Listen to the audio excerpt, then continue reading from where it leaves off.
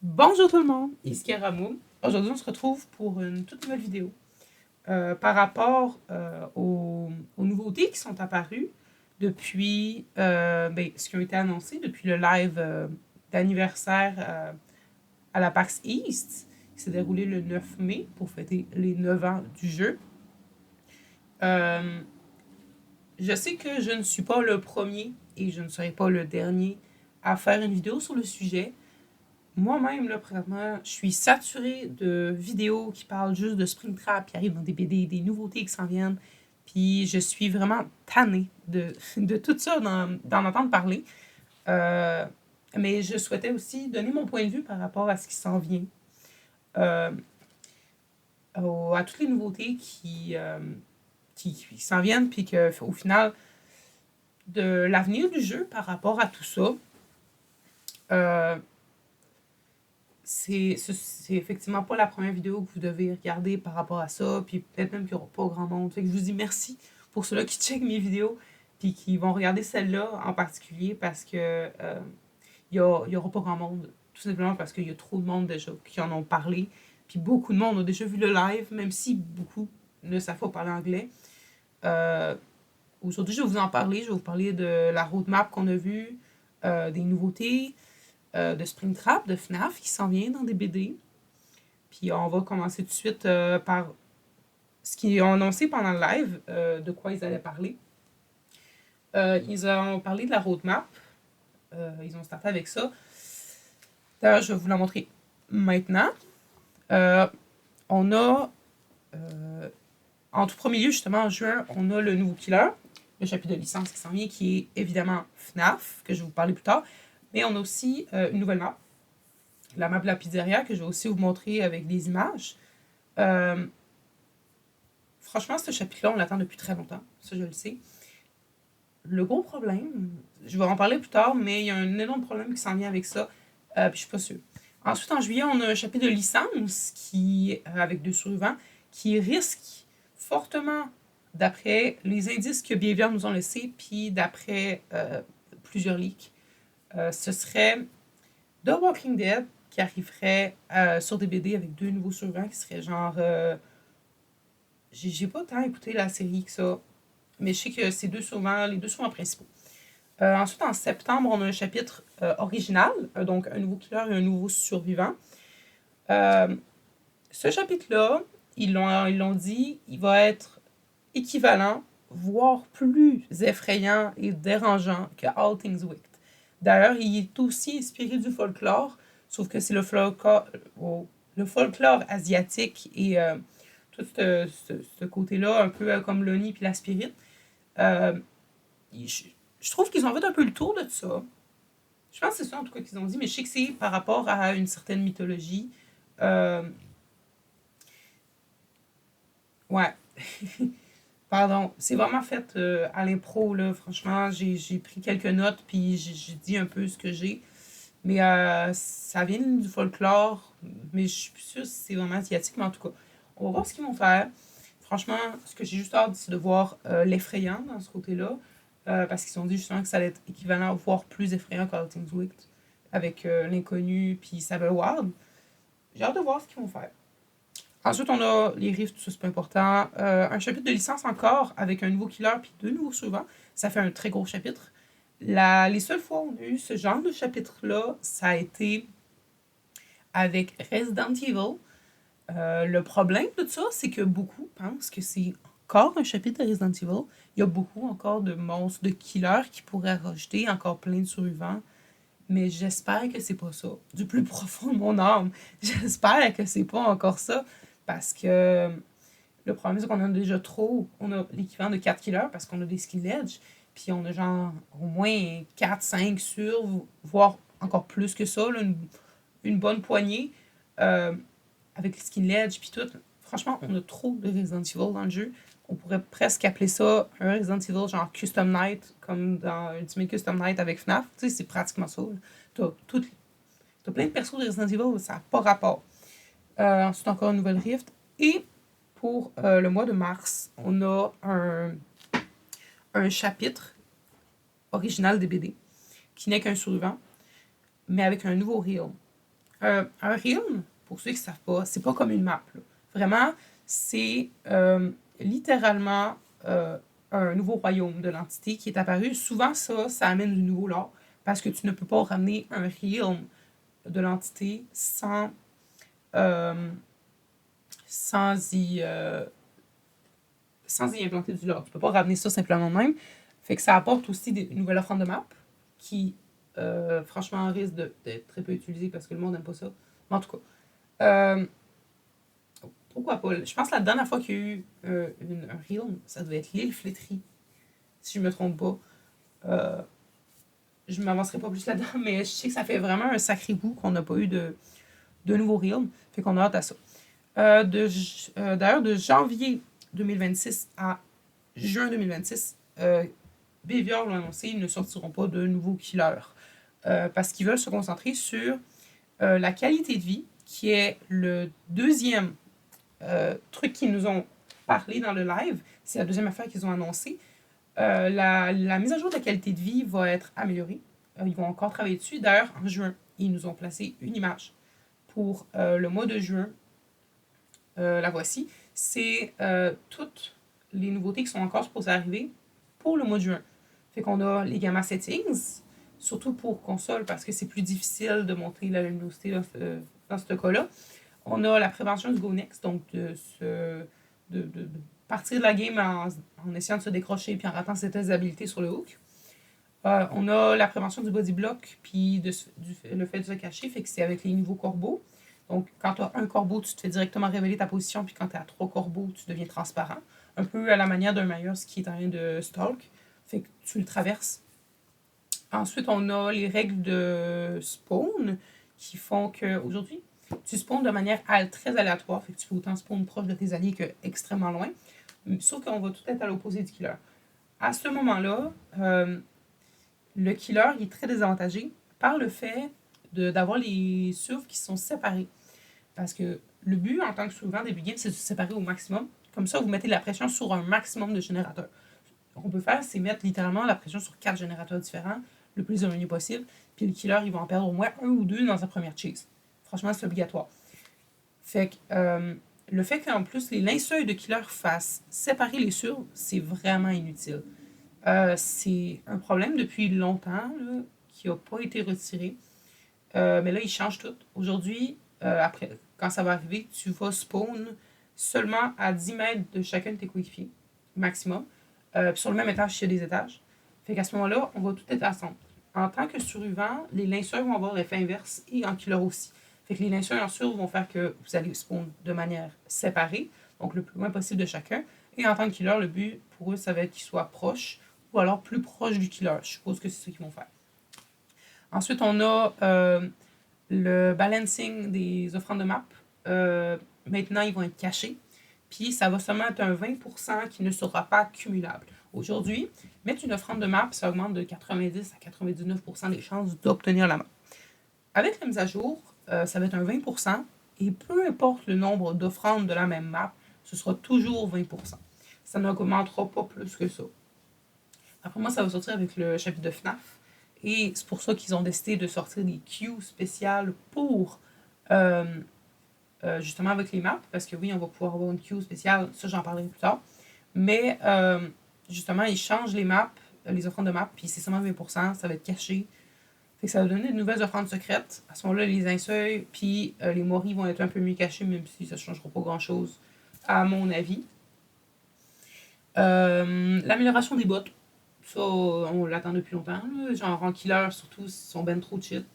Genre, un moment donné, il y a quelqu'un qui quitte, il y a une lampe, puis en fait, souvent, le monde, il y a du monde. Ils font exprès. En gros, ils lancent leur game avec une lampe full forte, full rapide.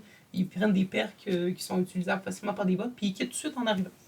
À ce moment-là, le bot est cheaté. Tu ne peux pas gagner contre lui ou tu as très peu de chance. Fait que par exemple, il va te flash 0,5 secondes, tu vas être avec. C'est trop compliqué. Fait qu'ils vont les améliorer. Puis, l'utilisation en vrac des blood points, fait que c'est une utilisation vraiment genre comme tu veux à une vitesse énorme. Leur but, c'est de vraiment utiliser un maximum de points. C'est pour ça qu'ils ont augmenté le cap des blood points à 5 millions au lieu de 2 millions. Fait que maintenant, tu vas pouvoir en utiliser beaucoup plus rapidement. Et l'amélioration des custom games, c'est des changements apportés dans les games personnalisés pour que ce soit plus personnalisé et privé. D'ailleurs, ils vont sortir le 2v8 dans une prochaine itération du 2v8. Ils vont sortir le 2v8. Tu vas pouvoir jouer en plus en même temps. D'ailleurs, je vais revenir. Lorsque, je vais vous remettre l'image, lorsque la prochaine itération en 2v8 qui va se passer en novembre va arriver, on va pouvoir lancer des games en suivant en même temps que d'attendre en killer. En tout cas, c'est ce qu'ils ont dit. Et normalement, le 2v8 va être disponible en 2v8. Wow. Le 2v8 va être disponible dans les games perso à l'année. C'est ça qu'ils ont dit. Je ne sais pas quand, mais c'est ça. Et justement, c'est ça. Ils nous ont aussi parlé de la deuxième phase. Ils nous ont parlé plus en profondeur de la deuxième phase, de ce qu'ils vont pouvoir faire entre juillet et décembre. Ils nous ont parlé d'une amélioration encore de l'anti-slug, de l'anti-tunnel, de l'anti-camp, une amélioration du MMR, ce qui est vraiment demandé, et un balancement des maps et des clés. Ils nous ont parlé un peu plus de ça d'ailleurs. Les maps seront utilisées avec un certain... ils vont changer un peu plus le gameplay. Je n'en sais pas plus. Je pense que j'ai loupé une information, mais les maps vont être jumelées avec une autre affaire, puis ça va changer le gameplay. Et les clés auront un rapport avec les coffres. D'après moi, maintenant les coffres, pour les ouvrir, ils vont nécessiter une clé. En plus de ça, d'après moi, c'est quelque chose de ce style-là. Alors, il y aura des coffres verrouillés, tu vas pouvoir les déverrouiller, puis ils vont avoir plus d'items. Peut-être quelque chose de ce style-là. J'en sais rien. Et un meilleur anti-cheat. Franchement, il l'améliore à chaque fois, puis ça ne change rien. Qualité de vie, on va avoir plus de presets de perks. Ce qui est... Moi, ça me dérange pas tant, vu que je note mes builds, puis je les mélange au fur et à mesure, comme je veux. Fait que ça me dérange aucunement. Les claviers et les souris sur console. Surtout qu'avec l'arrivée de la Switch 2, ils vont arriver avec une souris avec la manette, qui va être une souris. Là, encore des améliorations avec les custom games, des améliorations avec l'accessibilité. Ça, j'ai aucune idée de ce que c'est. Des récompenses de prestige, ça, on le demande depuis longtemps. On espère une récompense de prestige 100, qui serait vraiment bien. Et on a aussi réduire les étapes pour rentrer dans le jeu qui vont arriver. Fait que vraiment, genre, des fois, moi, je m'en fous, je fais d'autres choses à côté. Mais quand mon jeu se lance, quand le jeu de tout le monde se lance, en fait, ça prend entre 1 et 2 minutes pour rentrer dans le jeu parce que il y a ci, il y a ça, il y a des animations, ça charge, ça charge, ça charge. Fait que c'est long. Et comme je l'ai dit tantôt, on va pouvoir jouer en même temps que d'attendre le 2v8. Fait que, why not? Aussi, oh, on a FNAF qui s'en vient. Fait que, avec ce que j'ai pu observer et ce que j'ai pu voir, on a Springtrap qui arrive dans le jeu. Springtrap qui est le killer que tout le monde s'attendait à voir. On n'en sait pas plus. On a juste eu la bande-annonce qui est vraiment intéressante. Je conseille d'aller la voir. Elle est sur tous les réseaux de partout. Là. Franchement, je pense que DBD ne l'ont pas sorti eux-mêmes. Ils ont laissé ça libre de même avec le live. Mais vous recherchez 30 secondes trailer Springtrap DBD, vous allez le trouver. Et ils nous ont annoncé d'emblée un skin légendaire pour Springtrap qui sera le Springtrap inspiré des films. Donc de Matthew Lillard. Je ne sais pas si je le dis bien, mais justement, Matthew Lillard a joué. C'est aussi l'acteur de Scooby-Doo, de Sammy dans Scooby-Doo. Donc oui, il est inspiré des films. Il y a d'ailleurs sa voix qui a été prêtée dans le jeu. C'est vraiment intéressant, sauf qu'en plus, on a une confirmation de son arme, en tout cas, pour le skin du film, qui sera un couteau, comme ce qu'il y avait dans les films, sauf que, comme plusieurs se disaient, il pourrait avoir une hache, il pourrait avoir ci, il pourrait avoir ça. Ce que je me dis, c'est que certainement, l'arme que le Springtrap de base, donc c'est effectivement le Springtrap des jeux, va avoir, je pense que ça va être un couteau aussi. Peut-être un peu moins gros, parce que, d'après l'image que j'ai vue, il y a quand même un couteau un peu démesurément grand. Mais bon. Et la map. Il y a la map qui a été aussi montrée. On a eu plusieurs screenshots de la map. Je sais pas si je vais tout vous montrer. Puis sinon, vous avez toujours les réseaux sociaux. Vous recherchez 30 secondes puis vous allez trouver. La map est fidèle. Elle a été inspirée des films, mais aussi des jeux. Fait qu'elle a été. Puis en plus de ça, il y a un mélange avec des BD. C'est pas comme Resident Evil où est-ce que juste il y a eu le commissariat de police qui a été placé de même. C'est tout le tabarouette. Ça a été inspiré des films, des jeux, puis il y a une touche de BD dedans. La map est sur l'île Flétrie, un peu comme Greenville et le Jardin de la Joie. Donc, il va être sur ce royaume-là. Et d'après moi, ça va être vraiment intéressant. D'ailleurs, ils nous ont dit qu'il y avait plein de secrets, que la map changeait quand Springtrap était sur la map et qu'il y avait des jumpscares. Ça, ils nous l'ont dit. D'ailleurs, si on regarde sur l'image principale, il manque le cupcake de Chica.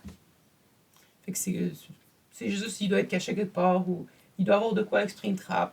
On n'en sait rien. Et on n'a aucune nouvelle. Ça, je ne l'ai pas dit, mais on n'a aucune nouvelle des perks ni du pouvoir de Springtrap.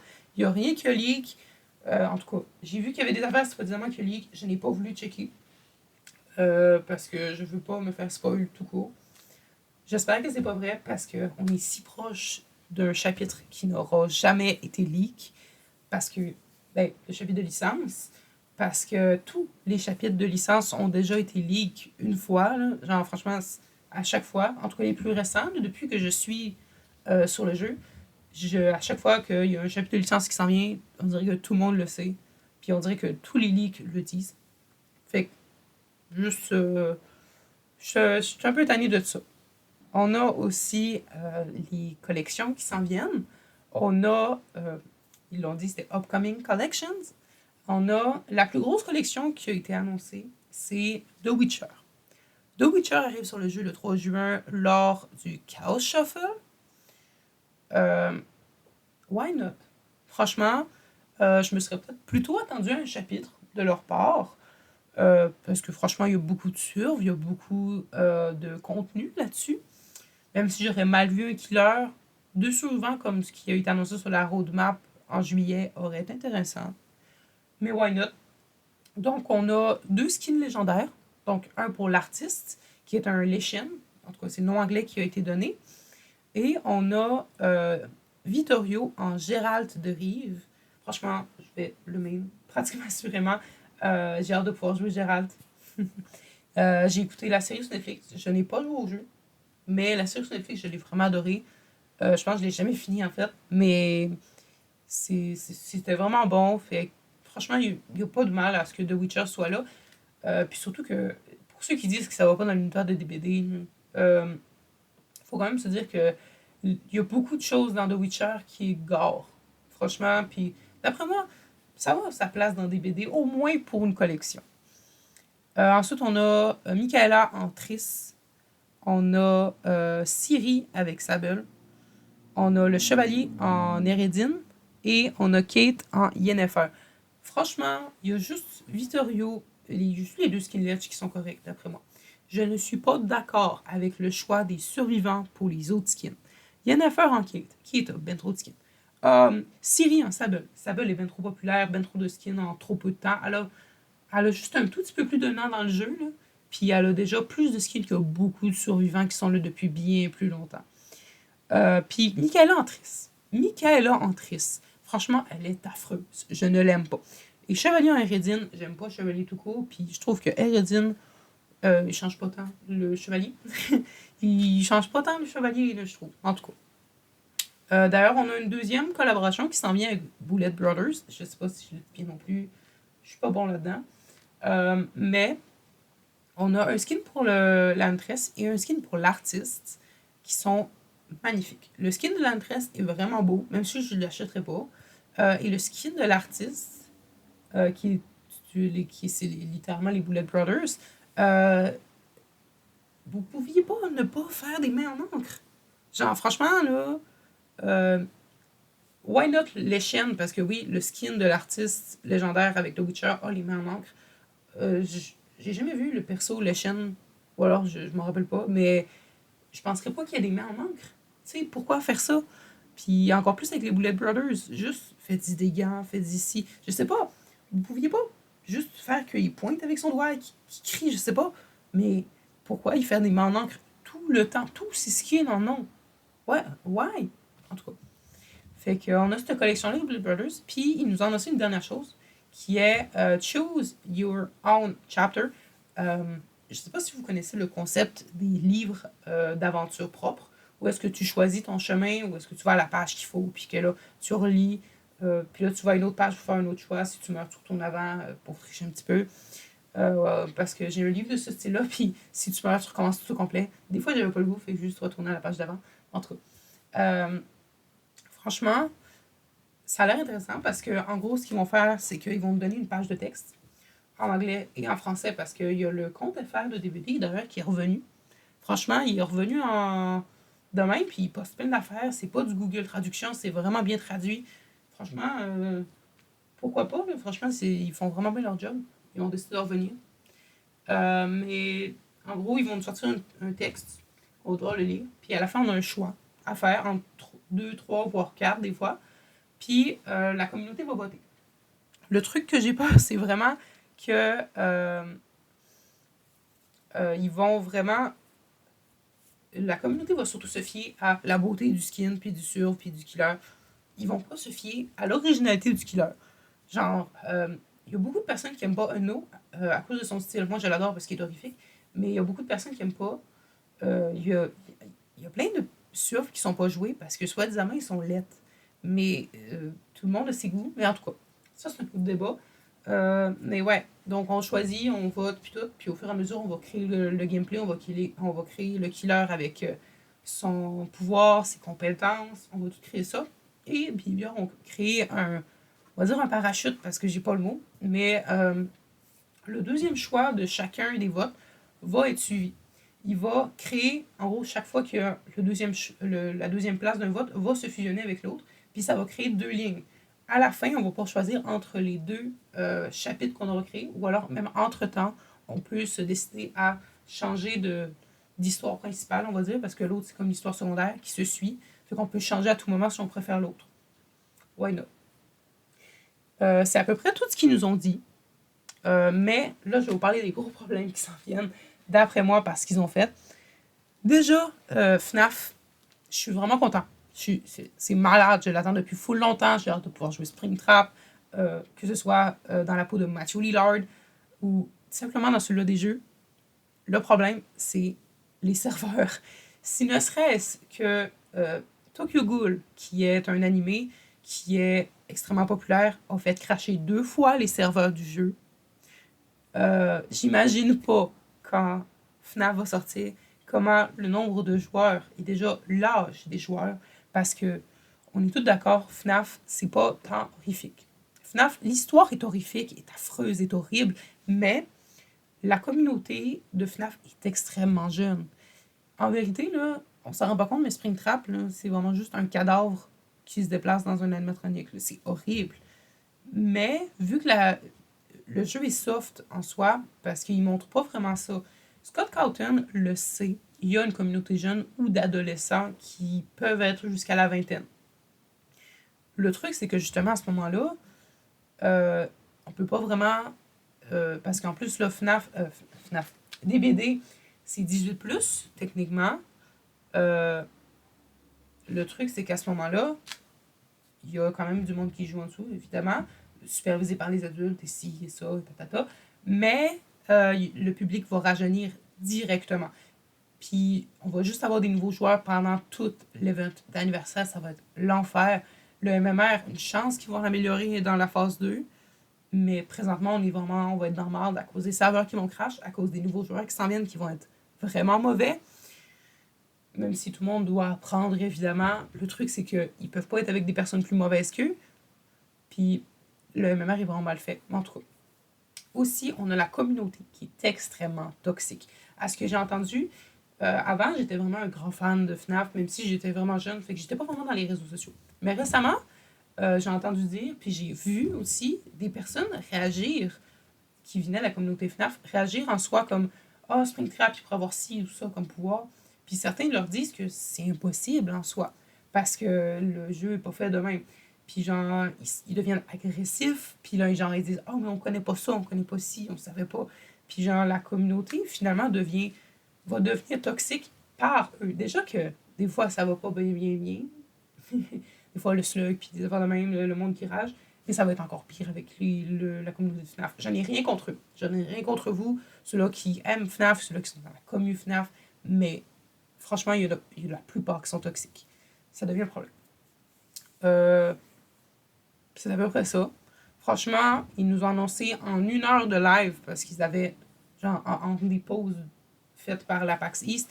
D'ailleurs, ils vont refaire un live lors du PTB qui va sortir, si je ne me trompe pas, pour annoncer en même temps tout l'anniversaire. Parce que, genre, pendant ce live-là, ils n'ont rien dit par rapport à l'anniversaire qui s'en venait. Ils n'ont absolument rien dit par rapport à l'événement. J'ai vraiment hâte de voir. Normalement, ça va être malade, comme chaque année. Et on espère que ça va être le fun. Ouais, c'était vraiment une vidéo de même. J'ai préparé des notes, puis je les lisais au fur et à mesure. Vraiment pour vous montrer que mon avis, surtout, sur ce qui s'en vient et le problème avec FNAF, même si j'ai vraiment hâte qu'ils s'en viennent.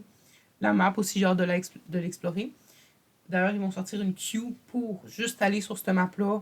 Peut-être voir juste pour jouer Springtrap, mais pour qu'on puisse avoir la map tout le temps. Fait que c'est ça qui s'en vient. J'ai vraiment hâte, même s'il y aura des problèmes, encore une fois. Mais j'espère vous avoir aidé. Je vous conseille d'aller voir d'autres vidéos pour vous aider, même si certainement vous en avez déjà vu plein. Et je vous dis bye et à la prochaine!